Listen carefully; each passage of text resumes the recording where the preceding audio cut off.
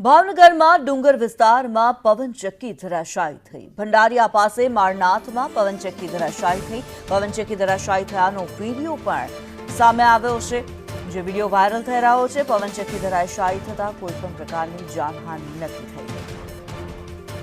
મયુર દવે વધુ વિગતો જણાવી રહ્યા છે। મયુર, પવનચક્કી ધરાશાયી થવાનો વીડિયો જે સામે આવ્યો છે, શું માહિતી આ મામલે? કિન્નરી ચોક્કસની વાત કરીએ તો ભાવનગર નજીક જે ભંડારિયા ગામ આવેલું છે તેની પાસે આવેલ જે માળનાથનો જે ડુંગર વિસ્તાર છે ત્યાં અસંખ્ય સંખ્યામાં પવનચક્કીઓ છે તે મૂકવામાં આવી છે, જેમાંની ગઈકાલે એક પવનચક્કી છે તે ધરાશાયી થઈ હતી। જે માળનાથના ડુંગરમાં જે પવનચક્કી જે મૂકવામાં આવેલી છે તેમાંની એક પવનચક્કી છે તે ધરાશાયી થઈ હતી, જેનો લાઈવ વિડીયો છે તે પણ સામે આવ્યો હતો।